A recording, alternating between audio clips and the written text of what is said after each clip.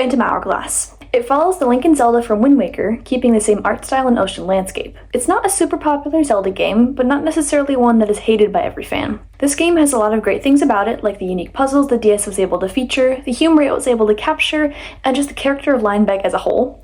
However, almost everyone recognizes one feature in the game as a glaring flaw: the Temple of the Ocean King. For those of you who are not familiar with what I'm talking about, the Temple of the Ocean King was a dungeon that the player had to return to after every single part of the story, for the most part. Now, having me just saying that out loud, I'm sure that you can see the issues with this. The mechanics of this dungeon, while new and interesting at first, can get boring real fast. While it is true that every time that you return something new is added, to their credit, it does still have the same atmosphere, music, and overall feel every time. Additionally, it slows down game progression by forcing you to return to the same temple you just visited an hour ago.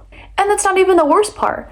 I haven't even mentioned the fact that every time you come back, you have to go through every single level that you already completed, that you already went through. That's right, every puzzle, every enemy, it's back to as it was before. The developers did slap on some shortcuts in there for the new items you collect, but at least in my experience, you have to already know where the shortcuts are in order to use them, and go out of your way in order to take advantage of them. And just to, pile onto the load, the entire dungeon is timed. Are you actually kidding me? I'm sorry, but when has anyone ever played through a dungeon and thought to themselves, you know what would make this even more fun?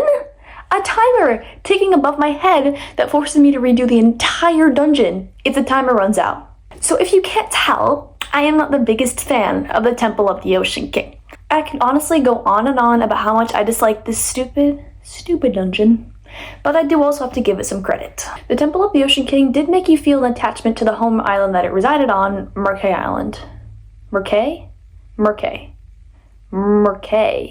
The island that you start on. If the game didn't make you go back there in some capacity every once in a while, it could have felt like little more than a starting area.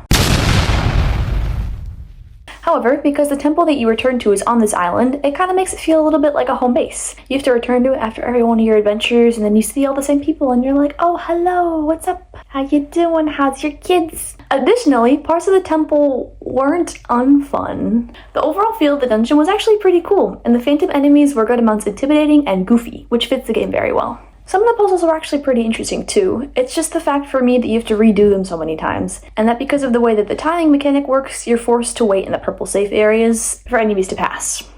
So, how can we capitalize on the things that the temple did right and fix the things that it did horribly wrong? For starters, we need to talk about the timing aspect. I personally dislike in video games when anything is timed, because I kind of feel as though it makes you rush past the section instead of stopping and enjoying the little details along the way. However, I do understand that some people do enjoy timing mechanics, so there has to be some timing in some games, I suppose. And I also understand because the game is literally called Phantom Hourglass. If there was no Phantom Hourglass, I think there'd be a small issue. So instead of trying to take something out completely, I will attempt to include as much of the original temple as possible, just improving on some things instead. The primary feature I think could have made the dungeon so much better is by including an elevator system! Every time you come back to the dungeon, instead of having to play over previous levels that you already completed, the player would be able to use the elevator to go down to the desired section. Then, the timing mechanic could be implemented from that point, so if you ran out of time, you'd only have to start over from that one section. In order to prevent the dungeon from becoming too easy, however, each elevator terminal could require sand to operate. This would make the timing system much more challenging, but since the area that you must redo is much smaller now, it'd be worth it.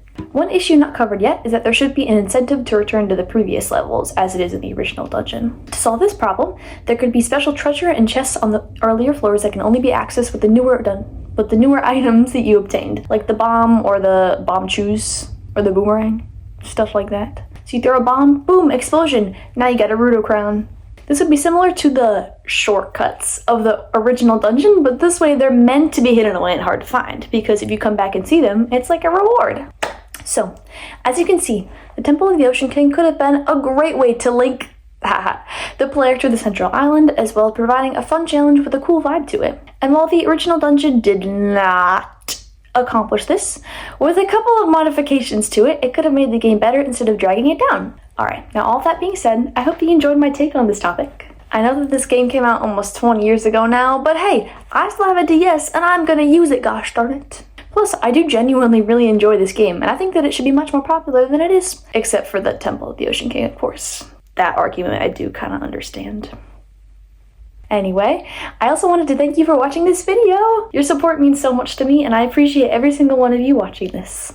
I also wanted to give a special shout out to one of my most recent subscribers, Prince Laser! Yay! Maybe if you subscribe, you could have a chance at a cool feature in one of my videos.